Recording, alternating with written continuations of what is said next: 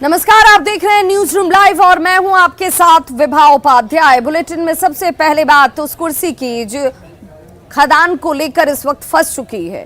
जी हां, सियासी पटाक्षेप अब तक हुआ नहीं कि फैसला हेमंत सोरेन को लेकर राज्यपाल की तरफ से क्या होगा। इसे लेकर लगातार आज ये तीसरा दिन जब उम्मीदों के साथ लोग निगाहें गड़ाए बैठे हैं कि राज्यपाल रमेश बैस की तरफ से उस बंद लिफाफे के अंदर हेमंत सोरेन के भविष्य का फैसला क्या किया गया है। सियासत में आगे क्या होगा, ये सवाल इस वक्त खड़ा है। सस्पेंस कायम है। इलेक्शन कमीशन की ओर से ऑफिस ऑफ प्रॉफिट के इस मामले में राज्यपाल को सील बंद लिफाफे में फैसला दे दिया गया, लेकिन राज्यपाल अब इस फैसले पर कानून के जानकारों से राय शुमारी करते हुए आज एक बार फिर से ये उम्मीद जाहिर की जा रही है कि हो सकता है संभवतः आज ये फैसला सामने आ जाए। रिपोर्ट में क्या कुछ है, इस बारे में खुलासे को लेकर कल दिन भर कयास लगाए गए। दिन भर लोगों ने उम्मीदें बांधे रखी। ताबड़तोड़ बैठकों का सिलसिला चलता रहा, लेकिन इस बैठक के बाद फैसले का इंतजार आज भी एक बार फिर से शुरू हो चुका है।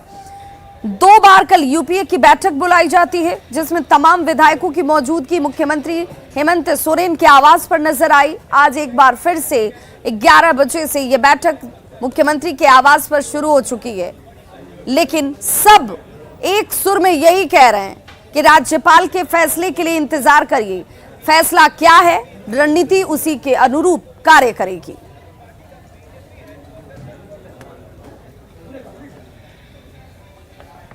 जब महामहिम राज्यपाल महोदय का कोई निर्णय होगा, उस पर विचार होगा। कल फिर आना, फिर आएंगे। कितने बजे से कल बैठक? और बैठक नहीं है, आना जाना लगा रहेगा। हाजिरी देने, हाजिरी लगा रहे हैं हम। All is well. जी हाजिरी लगा रहे हैं कि हम लोग हैं। नो, हाजिरी क्यों लगाना है? हाजिरी क्या लगाना है जी? कोई हाजिरी की जरूरत नहीं है। नेता सदन बने रहेंगे ना हेमंत जी? बिल्कुल। तो रांची में आज एक बार फिर से यूपीए गठबंधन के तमाम दलों के साथ बैठक मुख्यमंत्री हेमंत सोरेन के आवास पर इस वक्त हो रही है। विधायकों के पहुंचने का सिलसिला शुरू भी हो चुका है। आपको बताते चलें कि यहां पर स्वास्थ्य मंत्री बन्ना गुप्ता पहुंचे और जब उनसे सवाल पूछा गया कि क्या आपके विधायक छत्तीसगढ़ जा रहे हैं, तो उन्होंने कहा कि कोई भी विधायक छत्तीसगढ़ नहीं जा रहा।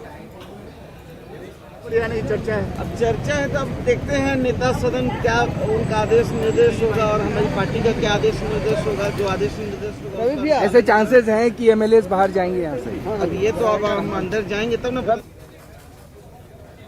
और इस बीच लगातार झारखंड मुक्ति मोर्चा के जो विधायक हैं उनकी तरफ से प्रतिक्रियाएं भी सामने आ रही है, जिसमें सांसद विजय हांसदा की तरफ से कहा गया कि सब कुछ ऑल इज वेल है, सभी लोग इंटैक्ट हैं, कहीं कोई विरोध नहीं है, कोई संशय नहीं है। सिर्फ और सिर्फ अगर कुछ बाकी है तो वो है वो फैसला जिसे राज्यपाल की तरफ से सुनाया जा रहा है। और इस बैठक में उसी को लेकर महत्वपूर्ण चर्चा 3 दिनों से हो रही है। तो हम क्या आएंगे, मतलब 2 दिन में तीसरी बार है सर। अरे हम तो डेली आते हैं। नहीं, ऐसे आना अलग बात है और लगातार मीटिंग करना। जैसे नॉर्मल भी डेली बेसिस पे आते हैं, आज भी आए हैं। टूट का डर है क्या सर? निशिकांत तो कह रहे हैं कि ले गए हैं आप लोग छत्तीसगढ़। हम यहीं पे आपके सामने, आप अगर कोई इनविजिबल आदमी उधर है तो अलग बात है। लगातार मीटिंग कर रहे हैं दादा आप लोग। आज हाँ, लगातार मीटिंग हो रहा है। आप लोग नीचे करो ना माइक। छत्तीसगढ़ में कहते हैं लोग सब ठीक ठाक है। हम लोग नीचे करो। छत्तीसगढ़ जा रहे ना।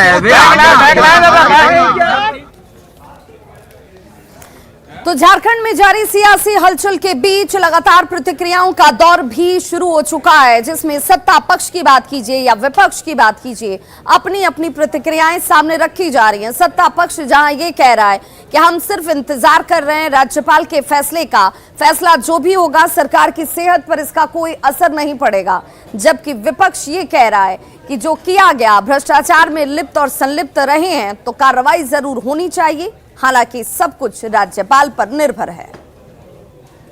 लिफाफा खुला नहीं खुला अभी तक पता नहीं। अटकलों का बाजार गर्म है। वैसी स्थिति में मैं ये कह सकता हूं कि जो कानूनी प्रावधान है, पीपुल्स रिप्रेजेंटेटिव का एक्ट का जो कानूनी प्रावधान है, कार्रवाई तो उसी के तहत होगी। अब चुनाव आयोग ने कौन सी राय की है या अनुशंसा की है ये तो चुनाव आयोग बताएगा या माननीय राज्यपाल बताएंगे। ये दोनों बीच का मामला है। हम लोग तो हवा में ही तीर मार रहे हैं ना। समस्या है कि हर व्यक्ति जो कुछ भी बोल रहा है वो सिर्फ और सिर्फ अनुमान के आधार पर ही बोल रहा है। देखिए, दरअसल भारतीय जनता पार्टी का लिमिटेड जो है प्ली है वो है कि माननीय मुख्यमंत्री की सदस्यता जानी चाहिए, क्योंकि उन्होंने भ्रष्ट आचरण किया है, representation of people's act section 9A का उल्लंघन किया है। और हमने राज्यपाल से मांग की थी कि इनको सेक्शन 192 सब सेक्शन 2 के अंतर्गत इनकी जो मेंबरशिप है वो जाए। लेकिन सरकार गिराने और सरकार हमारे बनाने की तो बात ही नहीं है कहीं। जब 56 MLA इनके पास है तो इन्हें क्यों डर लग रहा है? जाहिर तौर पर ये जनता का ध्यान भटकाने की कोशिश कर रहे हैं कि मुख्यमंत्री जो भ्रष्टाचार के मामले में एक्सपोज हो गए हैं, अब उनकी कलई जनता के सामने खुल गई है। तो झारखंड में जारी सियासी हलचल के बीच झारखंड मुक्ति मोर्चा की तरफ से दावा किया गया है कि चाहे वो सरकार हो या फिर यूपीए गठबंधन, दोनों ही एकजुट है, दोनों ही एकजुट हैं और सब कुछ ऑल इज वेल है। किसी भी विधायक के बाहर जाने की अटकलों को उन्होंने सिरे से खारिज कर दिया। सीधे तौर पर यह कहा जा रहा है कि सारे विधायक रांची में मौजूद हैं, कहीं कोई बाहर नहीं गया है। विधायकों की एकजुटता सीधे तौर पर दावे के तौर पर सामने आ रही है और सभी एमएलए के रांची में रहने का दावा भी जेएमएम की तरफ से इस वक्त किया जा रहा है।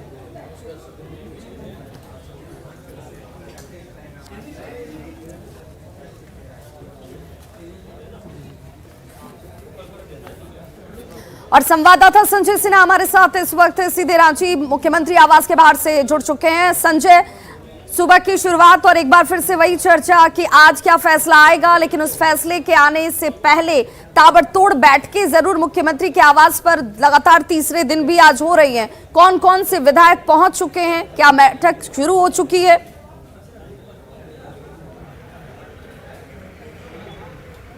देखिए, अलग अलग तारीख है, अलग अलग बैठक है। बैठकों का दौर भी कल जारी रहा। कल 2 टर्म बैठक हुई। आज भी अभी विधायक लगातार पहुंच रहे हैं। सिर्फ जेएमएम की बात करें, चंपई सोरेन, बैजनाथ राम, जेएमएम के सांसद विजय हांसदा समेत तमाम जेएमएम के करीब 5-6 विधायक यहां पहुंच चुके हैं।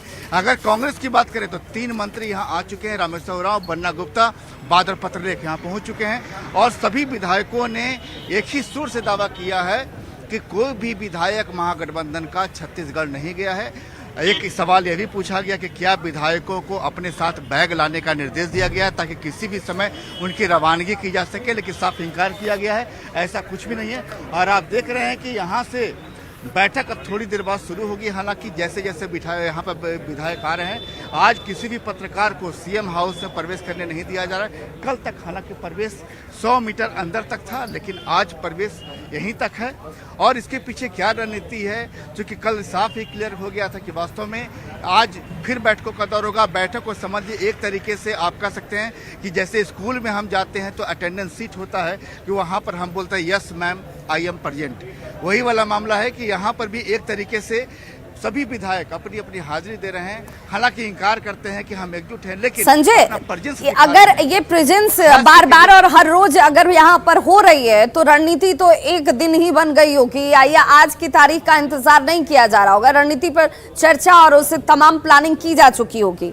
तो क्या ये सीधे तौर पर मान के चलें कि विधायक में टूट ना हो जाए, कहीं किसी को कोई बरगला न ले, इसलिए हर रोज इनको बैठकों के जरिए एकजुट रखने की, एक जगह रखने की कवायद की जा रही है?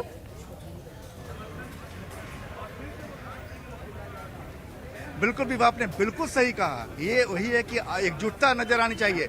मीडिया के माध्यम से ये मैसेज नहीं जाए कि वास्तव में विधायक रांची में हैं, नहीं हैं, बाहर गए हैं तो कहाँ गए हैं। चूंकि इस समय एक कह सकते हैं कि राजभवन की ओर से एक तरीके से सस्पेंस एक कायम है, लिहाजा यहाँ पर सीएम आवास की ओर से भी, यहाँ महागठबंधन की सरकार की ओर से भी एकजुटता दिखाने। संजय, सवाल ये भी उठ रहा है कि आज चूंकि शनिवार है और कल रविवार हो जाएगा, तो क्या ये फैसला आज आ सकता है या इस पर भी अभी संशय ही है कि ये संभव हो कि सोमवार को ये फैसला सुनाया जाए राज्यपाल की तरफ से?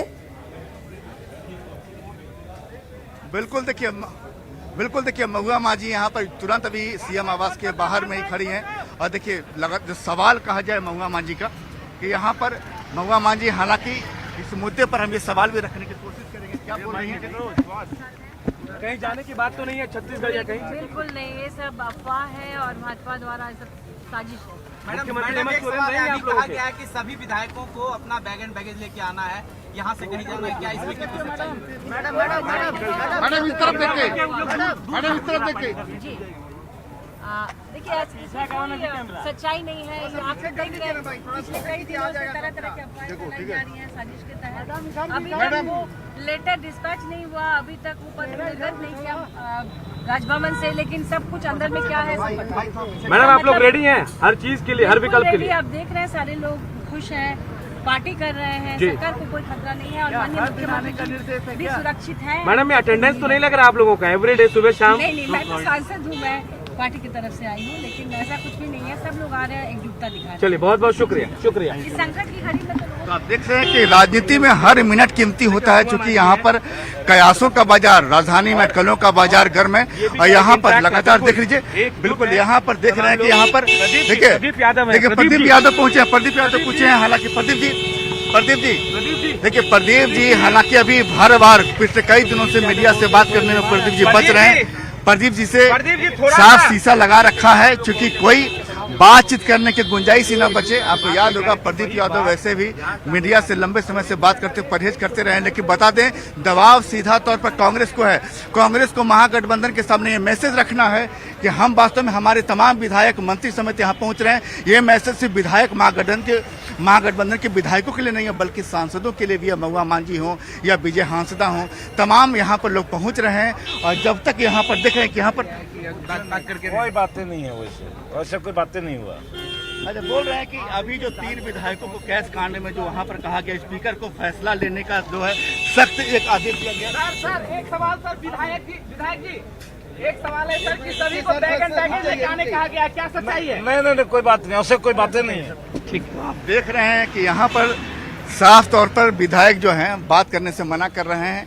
और देखिए, एक निर्देश जो बात आई थी कि क्या सभी विधायकों को बैग एंड बैगेज कहीं भी जाना पड़ सकता है, विधायक इंकार करते हैं। राजनीति में कोई साफ तरीके से स्वीकार नहीं करता, कि रणनीति का खुलासा नहीं करता।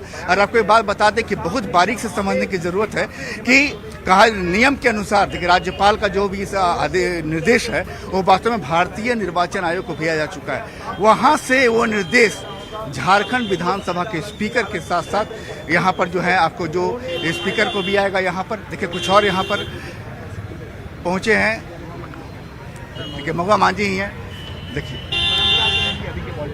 बिल्कुल सब कुछ सुरक्षित है, सब जो एकजुट है। हमारी पार्टी जेएमएम, कांग्रेस, राजद तीनों एकजुट है। आप देख रहे हैं किसी भी तरह का खतरा, संकट कुछ भी नहीं है सरकार। कहा जा रहा है कि अगर बाहर किए जाते हैं इलेक्शन से हेमंत सोरेन को, तो फिर विधायकों को बाहर ले जाया जाता है। नहीं, ऐसा कुछ नहीं है, बिल्कुल सब कुछ नॉर्मल है, सब एकदम आपस में मिलजुल के हैं। कोई प्लान भी, कोई वैकल्पिक व्यवस्था के तहत तैयार रहने के लिए कहा गया हो? नहीं, ऐसा कुछ नहीं है। हेमंत जी नहीं तो कोई दूसरा चेहरा? देखिए, ऐसा है ना कि जो भी निर्णय होगा सर्वसम्मति से होगा। अभी तो लेटर आना बाकी है। इस बात पे भी मीटिंग हुई होगी कि अगर इनको बाहर कर दिया जाता है तो फिर सीएम फेस के लिए किनकी बात चल रही है? अभी इसमें कोई बातचीत नहीं हुई है, पहले आने दीजिए कि क्या होता है। क्या सुबह शाम आना है, ऐसा कुछ आदेश? ऐसा भी नहीं है, आपने देखा है जो भी है मीडिया में। इतना क्यों चल रहा है, मतलब सुबह शाम? देखिए, जब संकट की घड़ी आती है तो सारे लोग, एक परिवार के लोग एक जगह रहना पसंद करते हैं, तो सारे परिवार के लोग एक जगह आ रहे हैं, मिल रहे हैं, जुल रहे हैं, ताकि सबको एक सुकून मिले। अलग अलग रहने से लोगों के मन में तरह तरह की आशंकाएं आती हैं। महागठबंधन को छत्तीसगढ़ पसंद आ रहा है क्या? बिल्कुल नहीं, भाजपा सोच रही है कि जैसा भाजपा करती है वैसा दूसरे पार्टी भी करेंगे,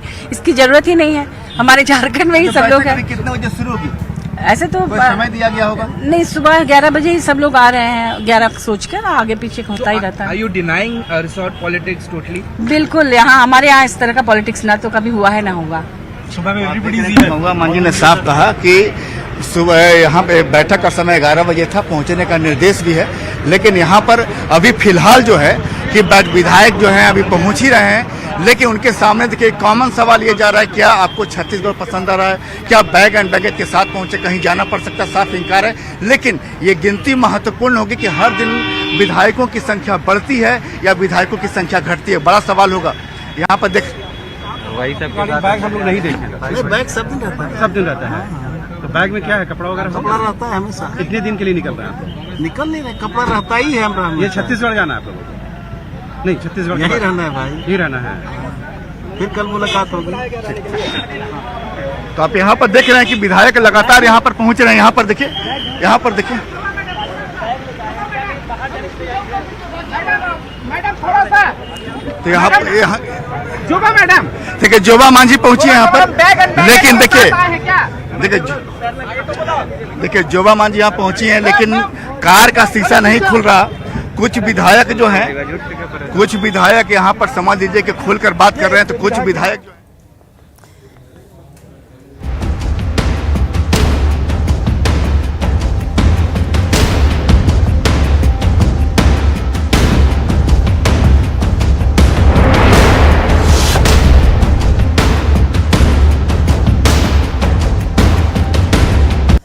तो बहुत बहुत शुक्रिया संजय इस जानकारी के लिए। और इस वक्त एक बड़ी खबर बिहार से आ रही है, जहां पर निगरानी विभाग की तरफ से एक इंजीनियर के ठिकानों पर छापेमारी की जा रही है। बताया जा रहा है कि ग्रामीण विकास विभाग में ये तैनात है इंजीनियर, जिनके ठिकानों पर इस वक्त ये कार्रवाई छापेमारी के तौर पर निगरानी टीम की तरफ से की जा रही है। रूपसपुर इलाके में छापेमारी को अंजाम दिया जा रहा है। किशनगंज में भी ये छापेमारी इस वक्त होती हुई संजय कुमार राय इंजीनियर का नाम बताया जा रहा है। और किशनगंज में बड़ी राशि मिलने की जानकारी इस वक्त सामने आ रही है।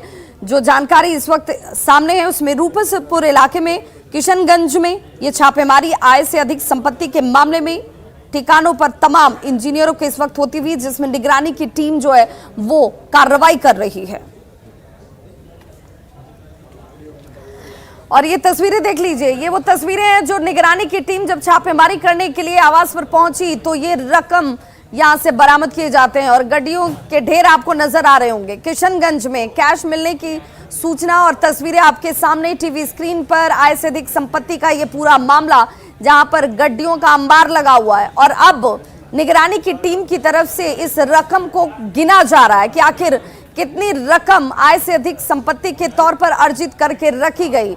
संवाददाता संजय हमारे साथ इस वक्त ज्यादा जानकारी के साथ ऑनलाइन पर जुड़ गए हैं पटना से।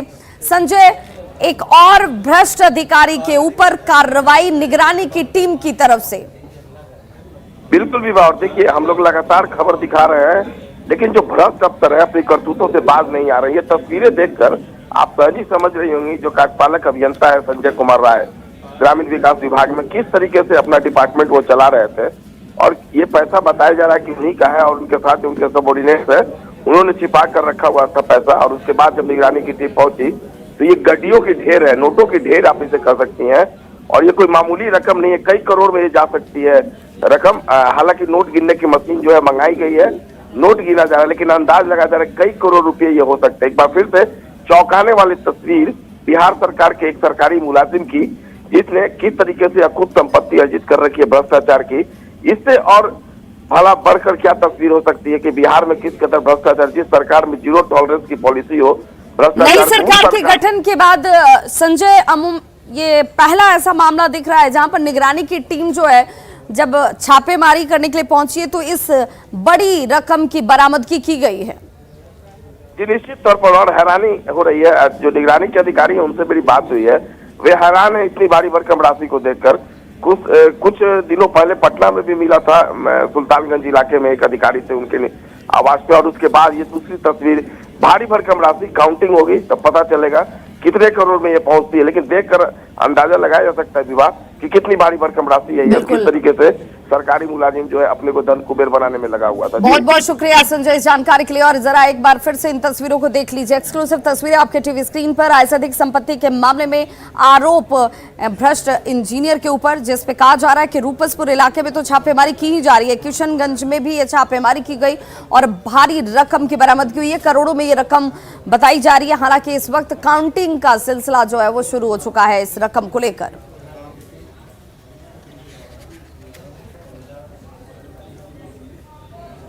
भागलपुर में गुंडा बैंक के मामले में लगातार कार्रवाई जो है वो आज चौथे दिन भी की जा रही है। जी हां, इस मामले में ज्वेलरी दुकान से लेकर तमाम प्रतिष्ठान और घरों पर छापेमारी में अब तक लाखों की रकम की बरामदगी की जा चुकी है। लेकिन इस बीच शहर में आईटी के लंबे समय बाद इतने देर तक और इतनी लंबी कार्रवाई रेड के तौर पर होती हुई ये पहली घटना है, जिसमें पूर्व डिप्टी मेयर राजेश वर्मा का आवास, जहां इनकम टैक्स की टीम रेड डाल रही है। और सूत्रों के हवाले से ये जानकारी कि सब अभी कार्रवाई जारी ही रहेगी, क्योंकि रकम की बरामदगी हो रही है और तमाम ऐसे दस्तावेजों को खंगाला जा रहा है जिसकी बरामदगी आवास से और प्रतिष्ठानों से की गई है। बैंक को लेकर पिछले 4 दिनों से भागलपुर के पूर्व डिप्टी मेयर राजेश वर्मा के आवास पर छापेमारी की जा रही है इनकम टैक्स के द्वारा और 28 लाख रुपए जो है यहां से बरामद हुए हैं।